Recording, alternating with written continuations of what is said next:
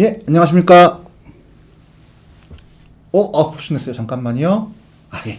저는 넥스터디에서 행정학 경찰학 전임을 맡고 있는 이정훈이라고 합니다. 오늘 행정학 이순환 2회차 문제 잘 풀어보셨나요? 모르겠어요. 생각보다, 점수가 그렇게 높진 않아요. 제가 문제를 검토를 했을 때는, 난이도를 이렇게 높게 잡진 않는 것 같았는데, 그러네요. 그럼에도 불구하고 평균은 매우 높아요. 일단은 이건 나중에 살펴보고요. 자, 오늘은 먼저 저희가 문제를 같이 살펴보기 이전에 제 1회차 때 말씀을 안 드리거나 잘못 말씀드린 부분들 한번 짚고 넘어가 볼게요. 먼저 1회 17번 문제죠. 17번 문제 성과관리, 성과평가 이 문제였는데 박스 문제. 이 문제는 제가 그 기출처를 말씀을 안 드렸어요. 죄송해요. 그 문제는 18년 행정사 변형 문제예요. 변형은 제가 말씀드렸죠. 보기 다 해서 양을 질로 바꿨다. 네. 그렇게 제가 기출처를 말씀 안 드려서 다시 한번 확인해 드리고요. 두 번째로 MPV 2기 모형 제가 한번 식을 한번 만들어 봤잖아요. 보면 그때 잠깐만요. MPV는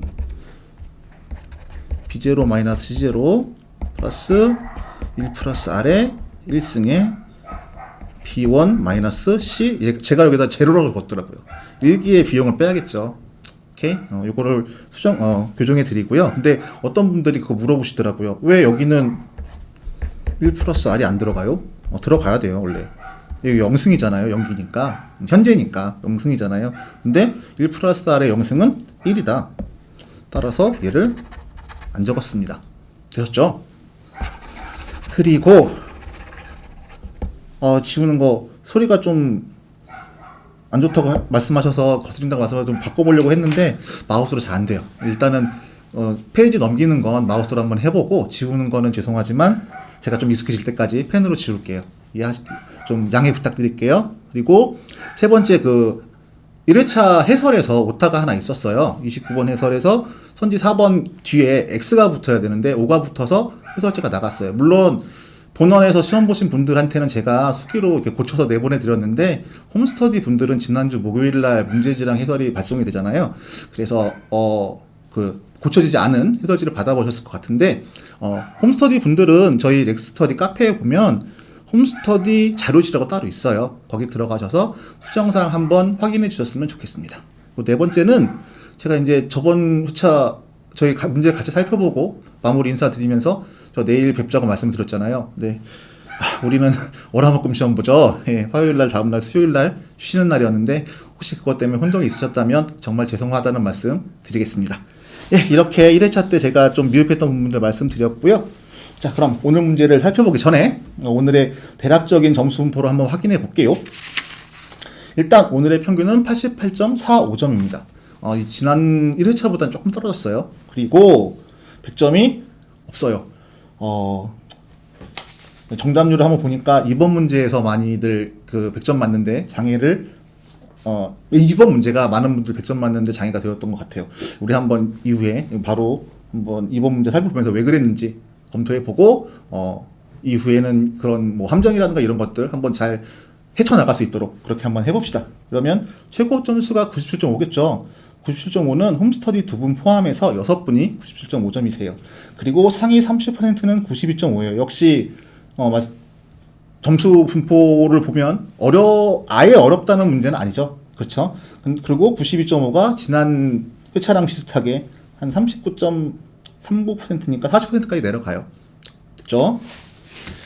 됐습니다. 그러면 이제 오늘 문제 한번 보죠. 오늘 함께 살펴볼 문제는 오늘 함께 살펴볼 문제의 기준은 지난 1회차 동일하게 정답률이 70% 이하인 문제예요. 그런 문제들이 몇 번이냐 하면 일단 2번, 그리고 18번, 19번, 23번, 24번, 34번입니다. 오늘은 6문제죠. 예, 조금 스피드하게 진행을 한번 해볼게요. 자, 먼저 2번 갈게요. 2번. 자, 정치행정이혼론에 관한 다음 내용 중 옳은 것은 모두 몇 개인가 개수 문제죠. 이거는 기출처가 18년도 소방관부 변형 문제예요. 이것도 제가 또 박스 문제이고, 그러니까 오지선다다 보니까 답이 하나잖아요. 그래서 일부러 답을 두 개로 만들려고 변형을 시켰는데, 어디를 변형했냐면, 보기 가에서 여기를 변형을 했어요. 권력적인. 원래 비권력적인이에요. 자, 그래서 보기 가를 보면 행정을 정치 중립적이며 권력적인 관련상으로 이해한다잖아요. 일단 행정학은 뭐라고 그랬죠? 사회과학이죠. 사회과학은 어떤 특성이 있다고요? 역사적이고 맥락적이라고요. 뭐 이런 거죠. 태초에 하늘이 열리고 정치행정 이원론이 내려와 이런 거 없어요. 이런 거 없다고요. 역사적인 이유가 있고 그 역사의 그 사회에서 사회 문제가 되었던 것을 해결하기 위해서 제도가 나타나고 그것을 이론화시키고 이렇게 되는 거죠. 이론이 먼저 나올 수도 있고요. 보통 일반적으로 이론이 먼저 나오겠죠. 이론이 먼저 나오고 이론을 주장함으로써 그것이 이제 학계라든가 아니면은 어떤 정치적 이해관계자들이 보편적으로 받아들였을 때 그것을 제도 변화로 나타날 수 있는 거죠. 오케이? 그쵸? 근데 그러면 정치행정이원론을 왜 주장을 했을까요? 정치행정이원론을 주장하는 그 학자들의 움직임 속에는 1880년도에 프로그레시브 무브먼트라는 게 있어요. 여기 보면 행정개혁운동이라고 하죠. 왜 행정개혁운동을 왜 했을까요? 이전에 이제 잭슨 대통령 이후에 미국의 인사관리 시스템은 인사관리의 주된 패러다임은 역관주의였잖아요. 역관주의를 하다 보니까 물론 장점도 있겠지만 이거는 이제 인상적으로 다시 한번 우리가 살펴보죠. 장점도 있겠지만 역관주의를 하다 보니까 행정이 정치에 예속되면서 그 당시에 정치가 무능하고 부패하고 부조리한 정치에 행정이 예속되어서 행정이 제 기능을 발휘하지 못하는 거죠. 그래서 그런 무능하고 부조리한 정치로부터 행정을 떼어내려는 노력이 프로그레시브 무브먼트란 말이에요. 오케이? 됐죠? 그러면 여기서 우리 생각해 보자고요. 정치와 행정을 나누어서 행정을 떼어내려면 정치적 속성이 있는 거를 배제시켜야 되는 거잖아요. 권력적인 작용은 뭐예요? 그거는 정치 현상인 거죠. 정치 작용인 거죠. 그쵸? 정치인 거죠. 그리고 또 한 가지 이거는 약간 편법일 수 있는데, 자, 봐요.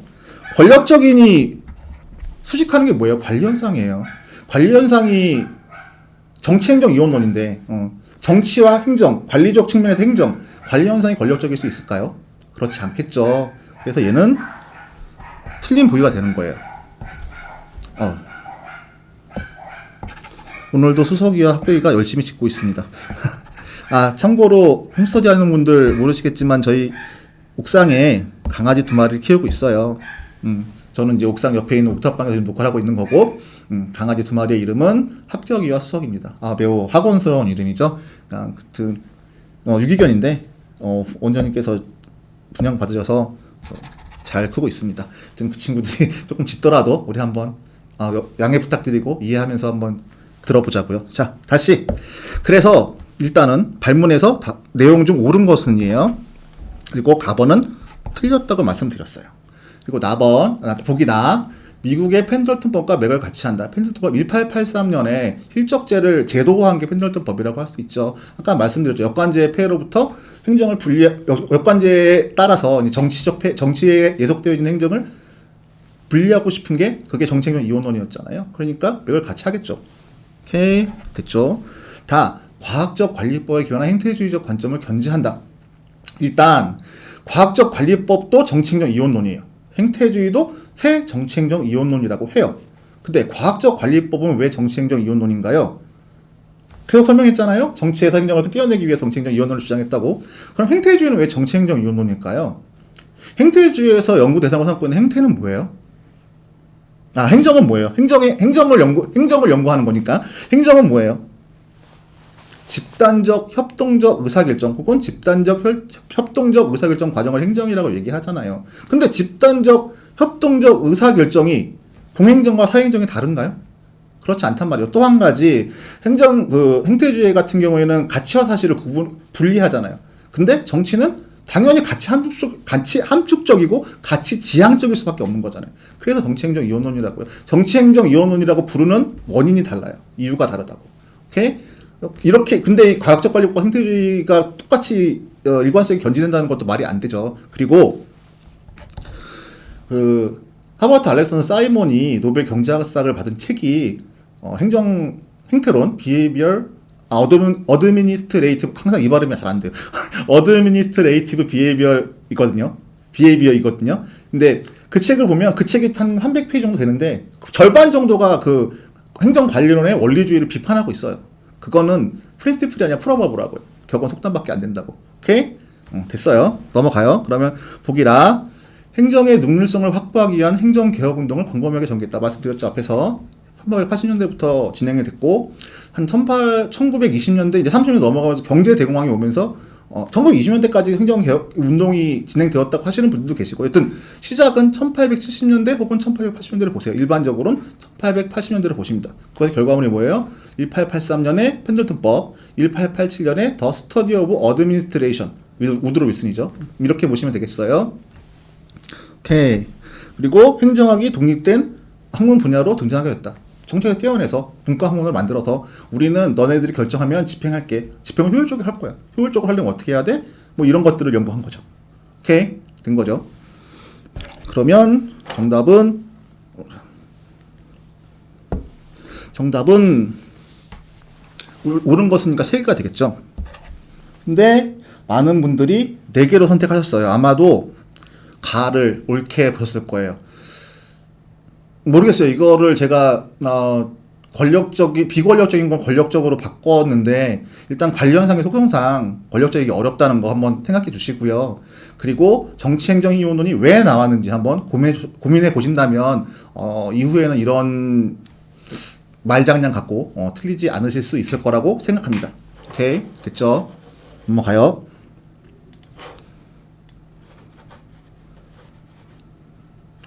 다음 문제 18번 문제입니다. 역시 박스 문제네요.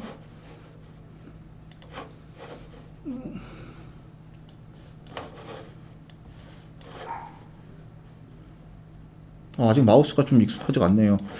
소리가 난다고 해서 이렇게 하고 있는데 조금만 이해해 주세요. 자, 보이시죠? 18번 문제. 신제도주의 이론에 관한 다음 설명 중 옳지 않은 것은 모두 몇 개인가? 역시 개수 문제예요. 옳지 않은 것은 미안해요.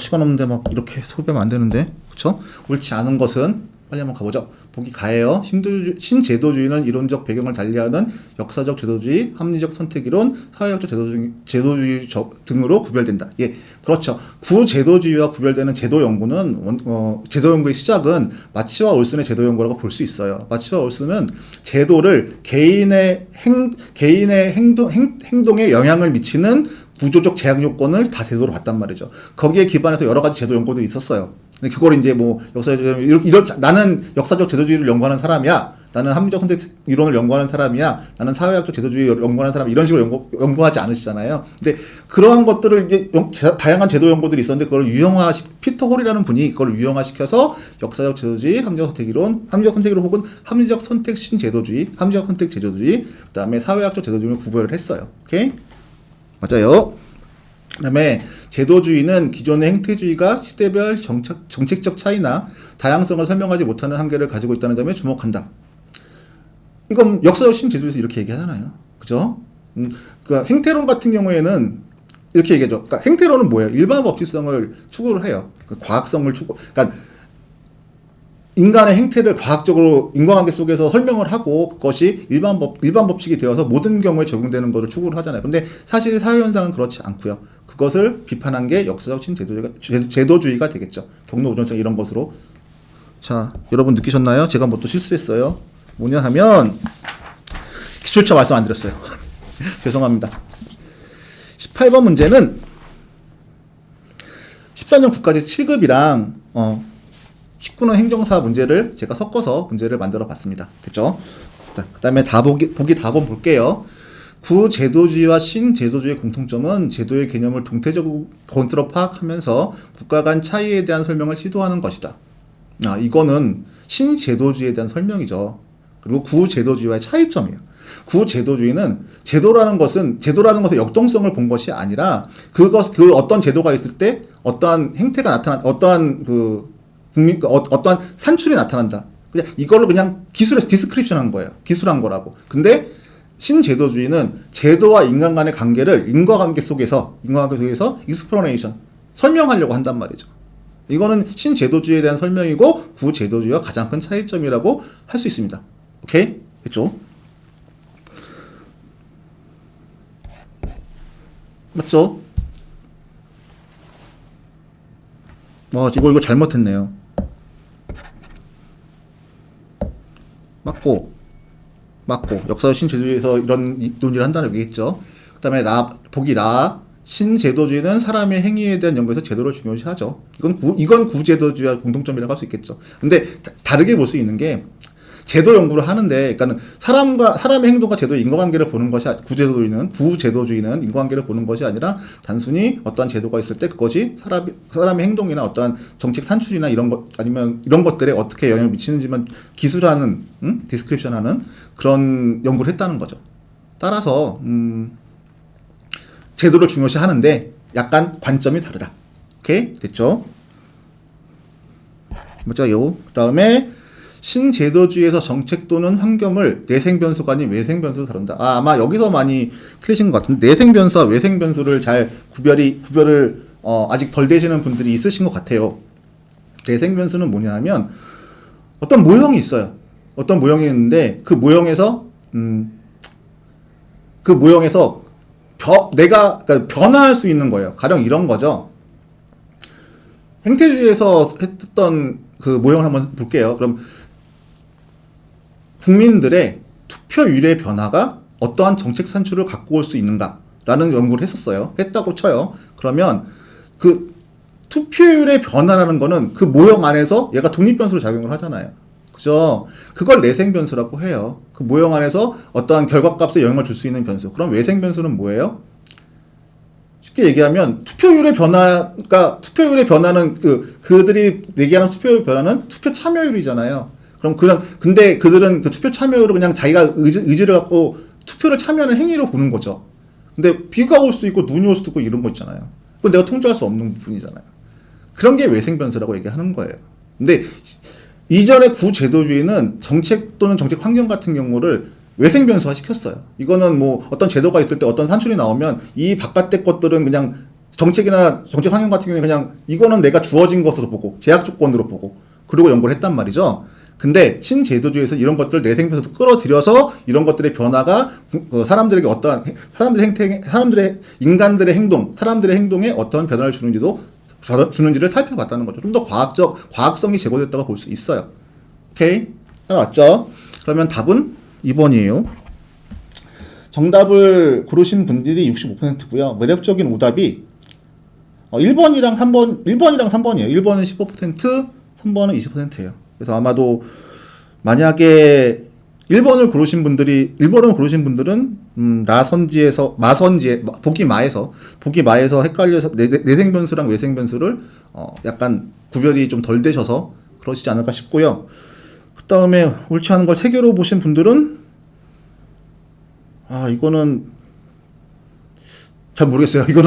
왜냐하면 좀 명확한 보기들이라서 사실 이럴 수는 있어요. 이런 옳지 않은 것을 옳은 것으로 놓고 정답을 찾으신 분들도 있으실 거예요. 혹시 그런 실수를 하신 분들이 계시다면 그런 실수를 안 할 수 있는 방법을 스스로 우리 한번 고민해 봤으면 좋겠어요. 왜냐하면 처음에 오리엔테이션 보셨는지 모르겠지만 시험장에서 항상 실수하시잖아요. 근데 그 실수가 시험장에서만 하는 게 아니라 평소에도 나오거든요.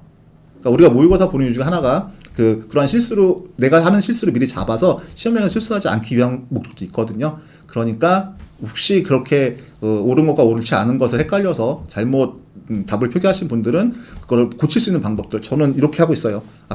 문제 앞에 아예 크게 O나 X를 쳐서 헷갈리지 않도록 그렇게 하고 있습니다. 이런 방법들 한번 찾아볼 수 있었으면 좋겠습니다. 자, 그 다음에 19번이죠.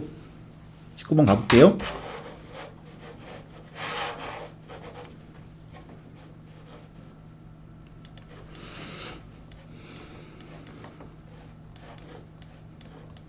역시 신제도주의 분파에 대한 설명으로 가장 옳지 않은 것은이죠.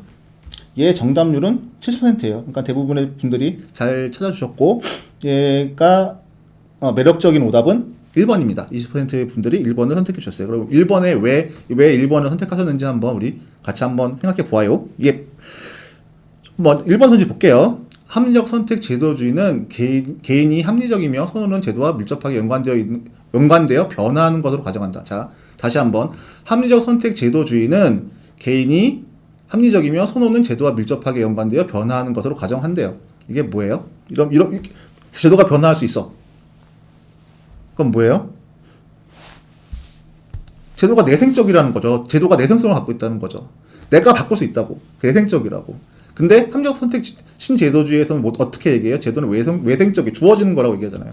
그럼 죄송해요. 이분들께서 생각하시는 그럼 그 선언은 뭐예요? 맥시마이제이션 유틸리티. 개인은 무조건 자기 효용을 극대화하려고 한다고요. 왜 그러면은 개인은 자기 효용을 극대화하려고 해? 여기에 대한 설명은 매우 부족해요. 거의 없거나. 하여튼 합리적 선택 제도주의에서는 제도의 외생성을, 맞죠? 제도의 외생성을 주장을 하죠. 제도의 외생성을 전제를 해요. 전제한다는 말이 그 표현이 맞는 것 같아.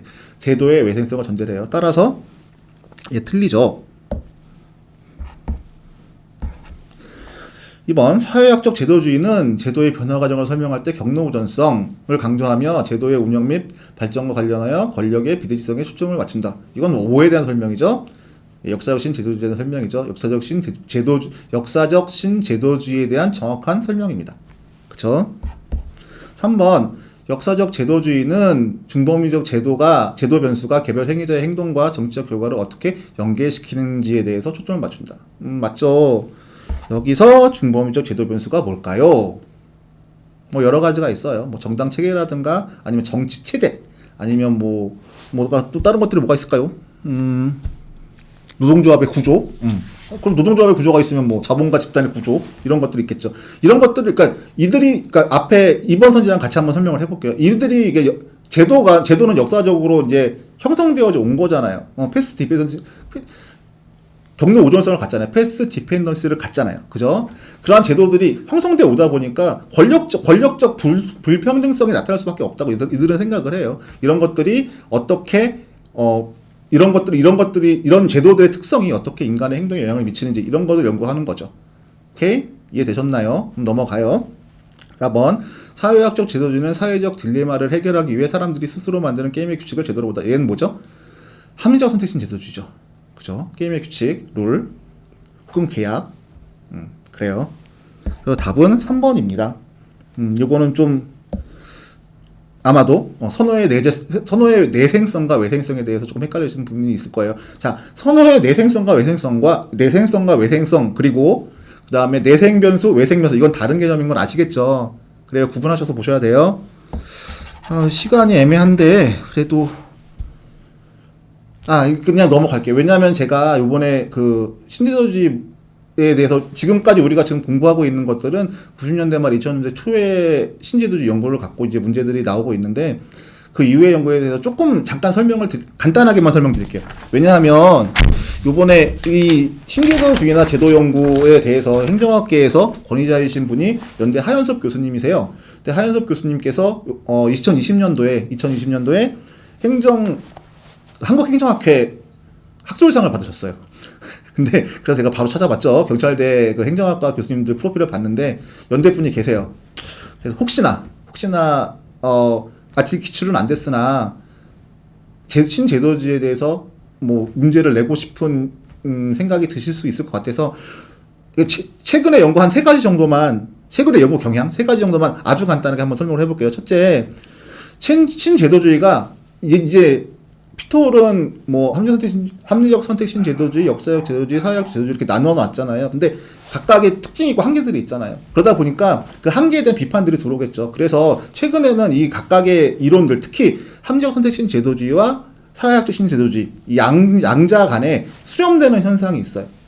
오케이? 이해됐죠? 이런 게 뭐 선지로 나올 수도 있어요. 최근에 연구 경향에 따르면 뭐 신제도주의 분파들 간의 수렴 현상이 나타난다.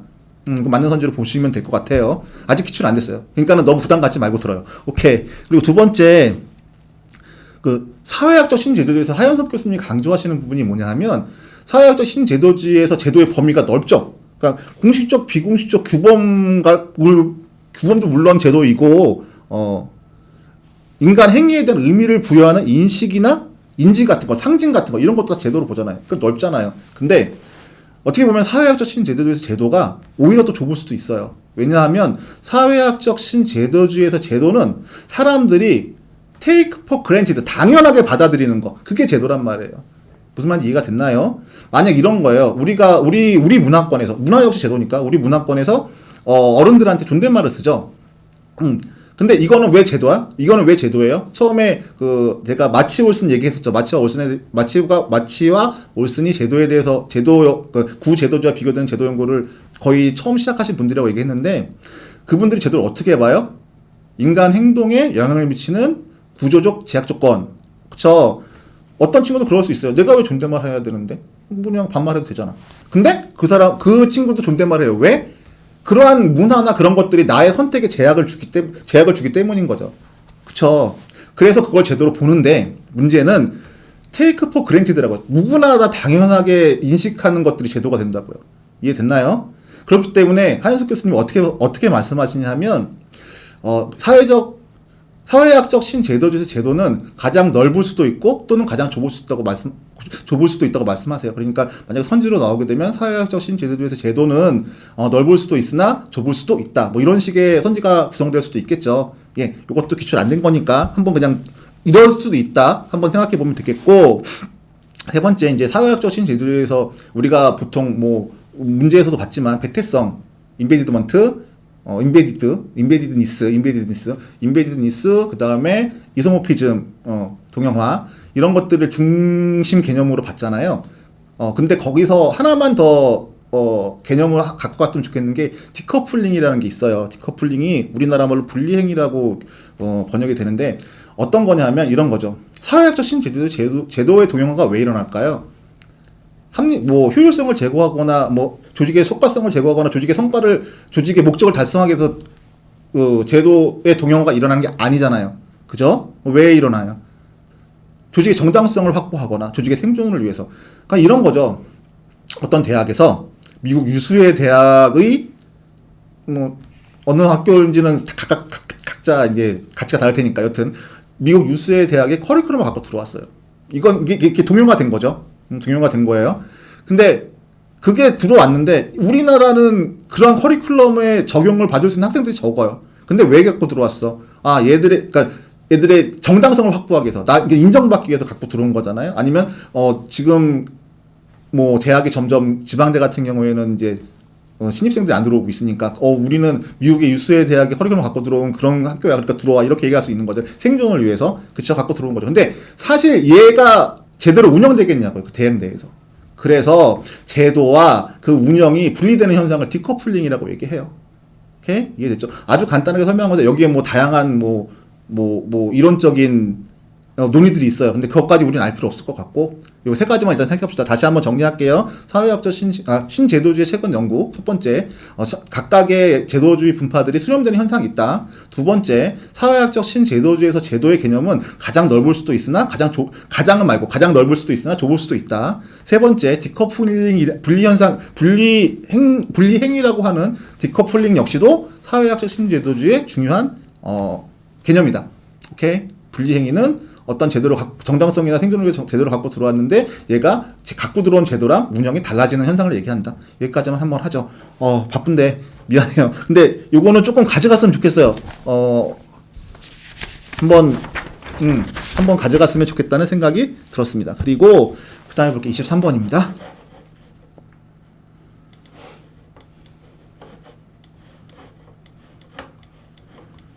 23번. 대리인 이론에서 주인 대리인의 관계의 효율성을 제약하는 요인이 아닌 것은, 주인 대리인 관계의 효율성을 제약하는 것은 결국 뭐예요? 대리 손실을 얘기하는 거죠. 그러니까 대리 손실의 요인이 아닌 것을 찾는 거잖아요. 그쵸? 따라왔죠? 봅시다. 대리인 관계를 설정할 수 있는 다수의 잠재적 당사자, 대리인 존재. 그러니까는 주인 대리 이론에서 계약 관계잖아요. 계약할 수 있는 사람이 많으면 선택폭이 넓어지지. 넓어지면 그 대리인들은 어떻게 경쟁하잖아요. 경쟁하면서 자기가 자기의 이거를 신호 발송이라고 얘기하는데, 난 어떤 특성을 갖고 있는 아이야라고 주인한테 막 신호 발송을 한단 말이에요. 그러면 주인 입장에서는 정보의 비대칭성 상황이 있음에도 불구하고 대리 손실을 줄일 수 있는 그런 방편이 될 수 있겠죠. 따라서 제약하는 요인이 아닌 겁니다. 오케이? 됐죠? 그리고 투자한 자산의 특정성 이런 거예요. 어떤 자동차를 만드는 회사가 있어요. 거기에 이제 원청이 되겠죠. 하청을 주는 거예요. 부품업체. 근데 이 부품은 300원짜리 부품이에요. 300원짜리 부품인데 이 회사밖에 안 만들어. 이 회사밖에 구할 수가 없어. 그런 경우에 이게 자산의 특성성이잖아요. 특정성이라고 할 수 있는 거잖아요. 그런 경우에 그 하청업체, 그러니까 대리인은 자기 추구적 행동을 할 수 있는 여지가 더 많아지는 거죠. 이해됐죠? 그러니까 얘는 아니란 말이죠. 그리고 대리인의 그런 경우에 대리인의 기회주의적 행동을 할 수 있는 여지가 많아진다고 했죠. 이건 대리인의 기회주의적 행동은 대리 손실을 갖고 올 수 있는 원인이 되잖아요.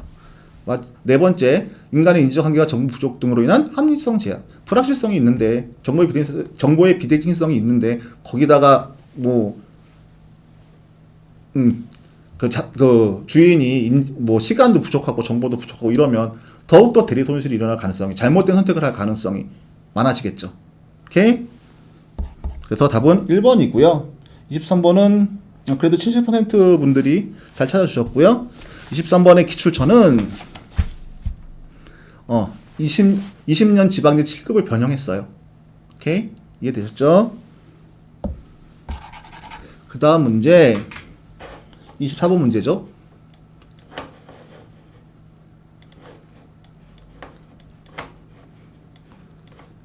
이거는 약간 잘려 있으니까 한번 각각을 봅시다. 행정 현상에 대한 접근 방법에 관한 다음 설명 중 옳지 않은 것은 모두 몇 개인가? 개수 문제예요. 오늘 개수 문제들 많이 조금 어려워하셨네요. 좋습니다. 첫 번째, 행태론적 접근 방법은 행정 현상에 대한 이론의 맥락성과 상대성을 강조한다.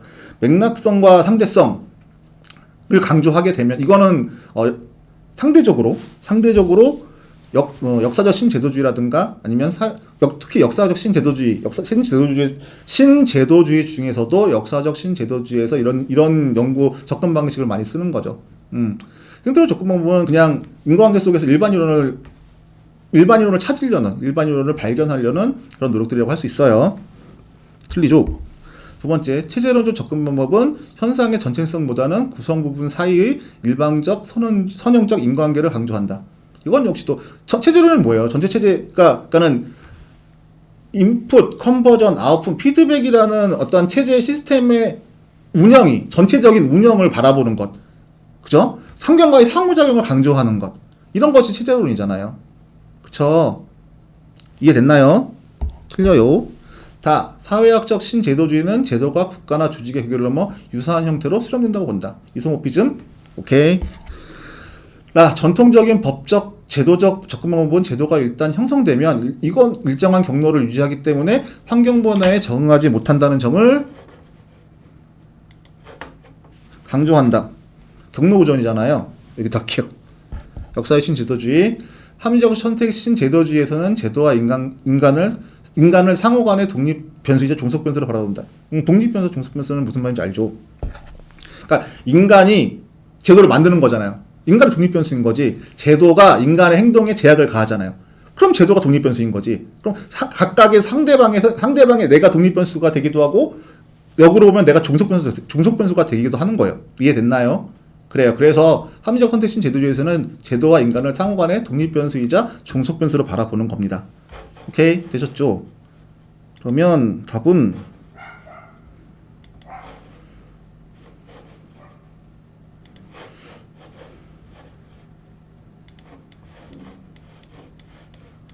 지금 같이 풀고 있는 거예요.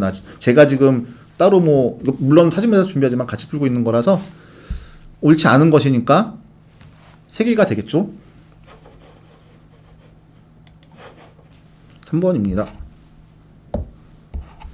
근데 많은 분들께서 25% 분들이 2번을 선택해 주셨어요. 그럼 옳지 않은 것이 두 개라고 생각하시는 것 같은데, 옳지 않은 것이 두 개라고 생각하시는 것 같은데,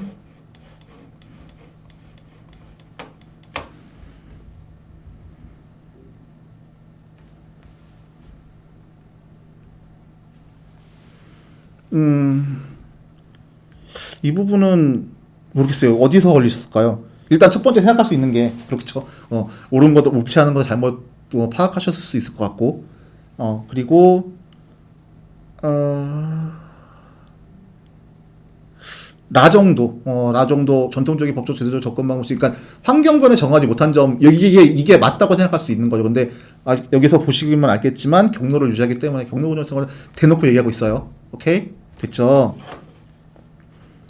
자, 이제 마지막 문제로 가봅시다. 마지막 문제는 34번 문제입니다. 34번은 3페이지에 있어요.